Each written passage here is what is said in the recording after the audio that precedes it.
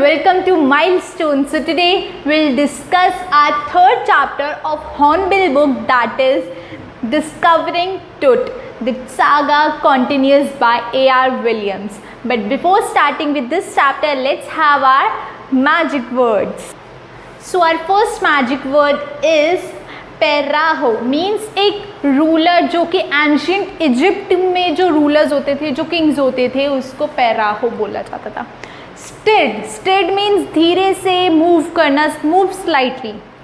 Casket, casket means एक basket, basket के अंदर कुछ भी भर दो तो उसको क्या बोलते थे, कैस्केट. प्रॉब, प्रॉब मीन्स किसी भी चीज़ की छानबीन करना या इन्वेस्टिगेशन, जो जैसे फॉरेंसिक लैब्स में होती है, CBIs में होती है, दैट इज़ प्रॉब.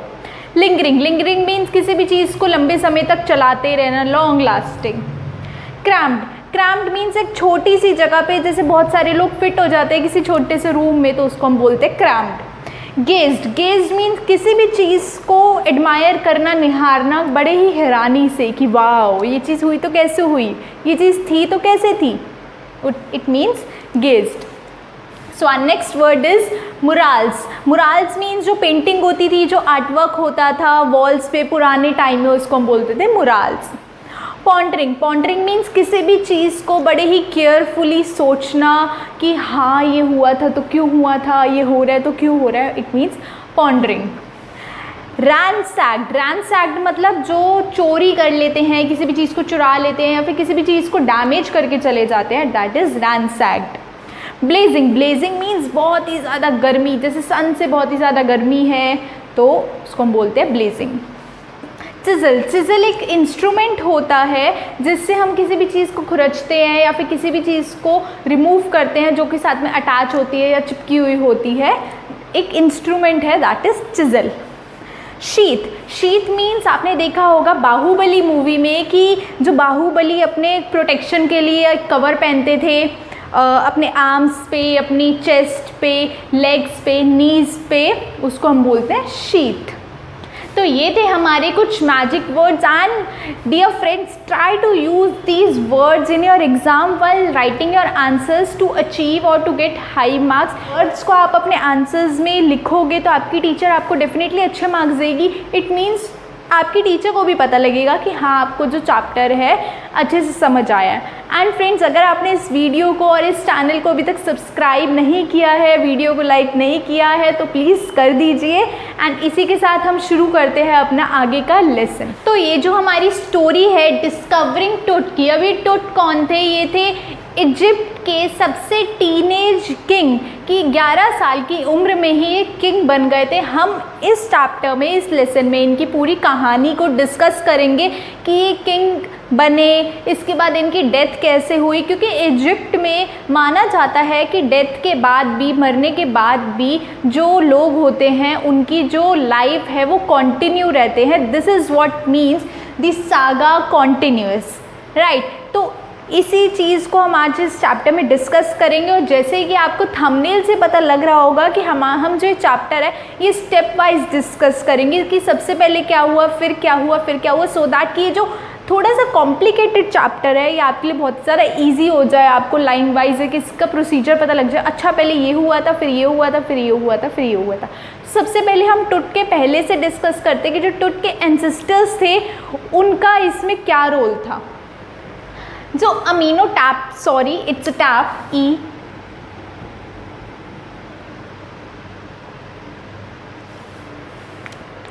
जो अमीनो टैप थर्ड थे उसमें कौन आते थे, उसमें आते थे टुट के फादर या ग्रैंडफादर.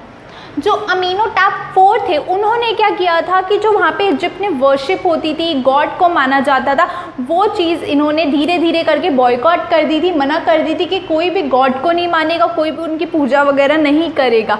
तो ये जब आए थे इनके टाइम में बहुत ही ज़्यादा स्ट्रिक्ट रूल था, राइट. अब ये जो कह रहे हैं इन्होंने कुछ ज़्यादा काम नहीं किया, तो हमारे चैप्टर में इनके बारे में कुछ ज़्यादा डिस्कशन भी नहीं है. तो जो ये मेन टुट है जिसके बारे में हमारा ये पूरा आज का लेसन है, तो इनके बारे में ये डिस्कस हुआ है कि जो ये टुट थे, जो अमीनो टैप 4 ने किया था कि जो गॉड को वर्शिप करना था, वो चीज़ इन्होंने बॉयकॉट कर दी थी, ख़त्म कर दी थी, वो टुट ने दोबारा से स्टार्ट करी थी, उसी चीज़ को दोबारा से रीस्टोर किया था कि एक नए तरीके से ज़िंदगी को कैसे जिया जाता है, कैसे उसी चीज़ को जो पुरानी ख़त्म कर दी थी हमारे एंसेस्टर्स ने, मैं वो दोबारा इस चीज़ को शुरू करूँगा। तो अब हम इस चैप्टर में ये डिस्कस करेंगे नेक्स्ट हमारा जो है कि टुट का जो जन्म है वो कब हुआ, वो मरे कब, और उनकी जो पूरी जो डेथ के बाद की भी लाइफ थी वो बेसिकली हम इस चैप्टर में स्टेप वाइज डिस्कस करेंगे। तो ये तो थी उनके एंसेस्टर्स की थ्योरी। अब इसके बाद हम डिस्कस करेंगे उनकी खुद की थ्योरी। जैसे कि हमने अभी उनके एंसेस्टर्स के बारे में पढ़ा, तो हमारा नेक्स्ट स्टेप है कि जो टुट थे वो कौन सी एज में बर्थ हुआ था, क्या क्या उनके नाम थे, आइए डिस्कस करते हैं। तो जो टुट जब पैदा हुए थे तो उनके डिफरेंट नेम पड़े थे, और जो पहला नेम है टुटैनखामून, टुटैनखातेन। जो इसमें दो चीज़ें डिफरेंस है वो यही दो चीज़ें डिफरेंस है कि लास्ट का ये आमून और ये आखातेन, आतेन। और जो इनका मेन उनका जो नेम था वो था टुट। आज हम उनको इसी नाम से जानते हैं, राइट। जब ये किंग बने थे तब ये बने थे 11 ईयर्स की एज में ये किंग बन गए थे। इनका बर्थ हुआ था 1341 BC में, और जो इनकी डेथ हुई थी वो 1321 BC में हुए थे। और आज 33 ईयर्स बाद, 33,000 ईयर्स बाद हम इनकी जो स्टोरी है, जो इनके आफ्टर डेथ कि इनकी डेथ कैसे हुई, क्योंकि ये मर गए थे सिर्फ कौन सी एज में, 13 और 14 ईयर की एज में इनकी डेथ हो गई थी। और जो इनकी डेथ की जो डिस्कवरी हुई थी वो कौन से ईयर में हुई थी, वो 2005 में हुई थी। ये वाली डेट्स आपको याद रखना बहुत ज़्यादा इंपॉर्टेंट है। मैं दोबारा से ब्रीफ कर देती हूँ कि किंग बने थे 11 ईयर्स में, बर्थ उनका हुआ था 1341 BC में, उनकी डेथ हुई थी 1321 BC में, और आज 3300 ईयर्स बाद इनकी डिस्कवरी हुई कि इनकी डेथ कैसे हुई, वो अभी हम डिस्कस करेंगे कि इनकी डिस्कवरी का रिजल्ट क्या निकला। 13 और 14 ईयर्स की एज में इनकी डेथ हो गई थी। 11 ईयर्स में किंग बने, 13 और 14 ईयर्स के, तो आप देख सकते हैं कितना शॉर्ट टाइम पीरियड के लिए किंग बने थे। और 2005 में इनकी डेथ की डिस्कवरी हुई थी जिसका कुछ रिजल्ट निकला था। और इनकी डिस्कवरी 3 टाइम्स हुई थी टोटल, वो अभी हम इसके नेक्स्ट प्रोसीजर में पूरी इसकी समरी डिस्कस करेंगे। तो जो ये वर्ड है आमून, आमून मतलब कि इजिप्ट के गॉड, जैसे हमारे यहाँ के अलग अलग भगवान हैं, वहीं के अलग अलग भगवान हैं जो सन और एयर से रिलेट करते हैं। आतेन मतलब कि इजिप्टियन वर्ड है जो किंग के लिए यूज़ किया जाता है, तो इसलिए इनका नाम ये पड़ा था। और इनका जो मेन नेम है वो टुट था, इसलिए हम जो हमारा जो चैप्टर है वो टुट से रिलेटेड ही है।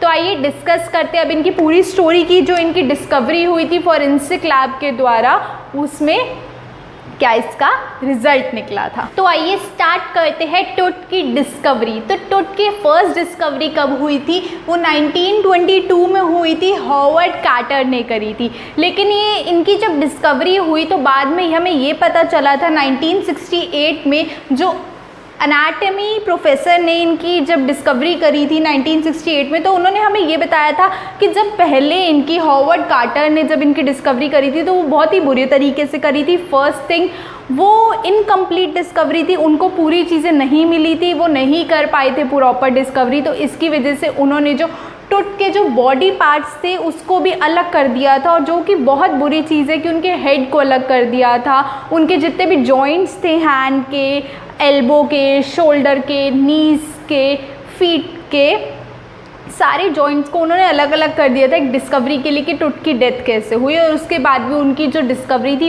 अनसक्सेसफुल थी, क्योंकि उन्होंने इस डिस्कवरी को पूरा नहीं किया था। अब उसके बाद जो एनाटमी प्रोफेसर ने इन्होंने 1968 में जो इनकी डिस्कवरी करी थी, वो भी सिर्फ इतना ही पता लगा पाए थे कि जो पहली डिस्कवरी हुई थी उसके जो बॉडी पार्ट्स थे उस टाइम मिसिंग थे। इसकी वजह से भी 1968 की जो डिस्कवरी थी वो भी पूरी नहीं हो पाई थी। उसके बाद जो उनकी डिस्कवरी हुई थी वो 5 जन को 2005 में हुई थी। वो जो साइंटिस्ट फॉरेंसिक लैब से आए थे उन्होंने इनकी डिस्कवरी करी थी। उन्होंने सोचा था, और ये हिस्ट्री में पहली बार ही हो रहा था कि इजिप्ट के किंग की किसी की डेड बॉडी की ममी, जैसे इजिप्ट में डेड बॉडीज़ को क्या बोला जाता है, द ममी करके एक मूवी भी है, तो ममी बोला जाता है।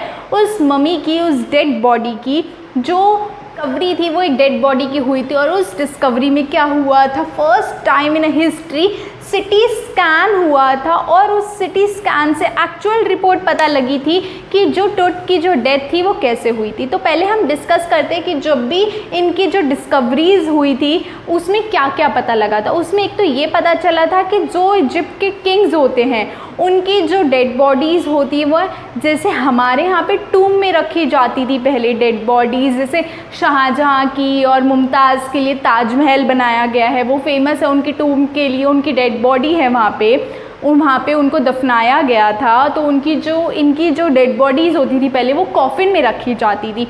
और इजिप्ट में माना जाता था कि जिस भी बंदे की डेथ होती है उसकी जो पर्सनल चीज़ें होती है, उसकी जो फेवरेट चीज़ें होती है वो उसी के साथ दे देनी चाहिए, ताकि वो इजिप्ट में ऐसा माना जाता था, जैसे मैंने आपको पहले बताया कि डेथ के बाद भी एक और लाइफ होती है, कि वो वहाँ पे उसकी चीज़ें उसके हेल्प कर सके। जो उसकी सोल है वो किसी और बॉडी में चली जाएगी, लेकिन वो जो बॉडी है वो उस चीज़ों को यूज़ कर सके, और नेक्स्ट जो उनका बर्थ होगा, जो उनका जन्म होगा, उसमें वो चीज़ें उनके पास होंगी। तो ये जो किंग थे टुट, ये इतने ज़्यादा रिच थे, तो जब इनकी डेथ हुई थी इनको 3 लेयर कॉफिन में रखा गया था। 3 लेयर कॉफिन कैसे थे कि एक कॉफिन के अंदर दूसरा छोटा कॉफिन, उस सेकेंड कॉफिन के अंदर तीसरा छोटा कॉफिन। जब ये कॉफिन बनाए गए थे एक के अंदर एक 3 कॉफिन्स थे, इस कॉफिन के अंदर, थर्ड कॉफिन के अंदर टुट की बॉडी को रखा गया था। जो फर्स्ट लेयर कॉफिन था उसको पूरे फ्लावर्स, लोटस पेटल से, कॉर्नफ्लावर से, इन सब से सजाया गया था। तो ऐसे करते करते, और जो इसके ऊपर एक चीज़ रखी गई थी, टुट का सबसे एक स्टैचू रखा गया था, और जो प्रॉपर गोल्ड से बना हुआ था। क्या पहना हुआ था टुट ने, अपने आप को प्रोटेक्ट करने के लिए उनको क्या पहनाया गया था, गोल्ड के एप्रन पहनाए गए थे, ब्रेसलेट्स पहनाए गए थे, रिंग्स पहनाई गई थी, आर्मलेट्स पहनाए गए थे। तो डिफरेंट उन्हें गोल्ड की चीज़ें पहनाई गई थी। उनका कॉफिन जो 3 लेयर कॉफिन था वो प्रॉपर गोल्ड से बना हुआ था, और वो इतने हैवी कॉफिन्स थे। उनके कॉफिन के ऊपर एक उनका स्टैचू था। तो यू कैन सी कि कितने अच्छे से किंग को विदा किया था, और वो कितने ज़्यादा रिच थे कि किंग की डेड बॉडी को किसी भी चीज़ की कमी ना हो। और किंग के कॉफिन के ऊपर लिखा हुआ था कि किंग सो रहा है, मरा नहीं है, कोई भी उसे डिस्टर्ब करेगा तो उसकी मौत आएगी ही आएगी, उसकी डेथ आएगी ही आएगी। तो ये किंग के कॉफिन के ऊपर लिखा गया था। लेकिन स्टिल डिस्कवरी हुई थी आफ्टर 3300 ईयर्स, उसकी डिस्कवरी हुई थी। जैसे कि मैंने आपको अभी पिछले अपने स्टेप में बताया कि आफ्टर 3300 ईयर्स किंग की डेथ की डिस्कवरी हुई थी। तो एक इतना छोटा किंग था कि इसकी डेथ हुई थी, सब इसलिए पता लगाना चाहते थे। तो जब ये फॉरेंसिक जो सिटी स्कैन की पूरी एक मशीन थी वो सिमेंस ने क्या करी थी, डोनेट करी थी। डोनेट क्यों करी थी, ताकि पता लग पाए। फाइनली 2005 में पता लग पाया कि जो किंग की डेथ थी वो कैसे हुई थी। किंग की डेथ हुई थी, एक नेचुरल डेथ थी उसकी।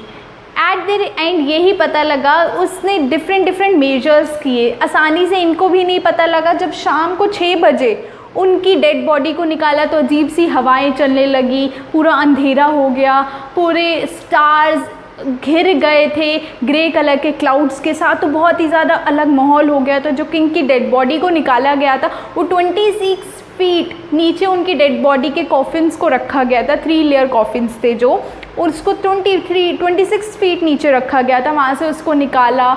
वो जो रेजिन के साथ, रेजिन क्या होता है, एक स्टिकी सब्सटेंस होता है जिसको डेड बॉडी को कवर किया जाता है वाइट पट्टी के साथ, और उसको जब उस गोल्ड कॉफिन में रखा गया था तो जो उनकी डेड बॉडी थी वो गंदी तरीके से चिपक चुकी थी उस कॉफिन में। तो उसको रिमूव करने के लिए, जैसे कि मैंने बताया आपको, उस इंस्ट्रूमेंट का, स्पैचुला का यूज़ किया था ताकि वो उसकी डेड बॉडी को रिमूव कर पाए। क्योंकि 126 डिग्री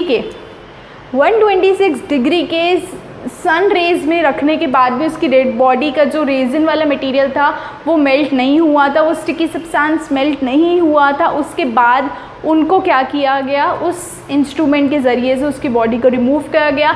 हेड पहले सिटी स्कैन की मशीन में डाला जाता है, तो वो डाल के ये पता लगाया गया कि जो किंग की जो डेथ थी वो किससे हुई थी, वो एक नेचुरल डेथ थी, किसी ने मारा नहीं था। और जब लोगों ने उनसे पूछा कि तुमने उसके कॉफिन के साथ इतना ज़्यादा ऐसे क्यों किया है, तो उन्होंने कहा कि ऑलरेडी किंग की बॉडी के साथ इतना कुछ गलत हो चुका था, मैं किंग की बॉडी के साथ कुछ नहीं करना चाहता था, और इससे पहले कोई चोर वगैरह उस कॉफिन्स को ले जाए, मुझे यही करना सबसे ज़्यादा ठीक लगा कि मैं किंग की बॉडी को उससे अलग कर दूँ। राइट, और इसी के ज़रिए हमें पता लगा कि किंग की डेथ कैसे हुई थी। तो ये थी हमारी एक छोटी सी स्टोरी। इसी के साथ हमारी ये स्टोरी डिस्कवरी टुट की फिनिश होती है। I will come with my next video very soon. Till then subscribe my channel, like and share my videos, and thank you all.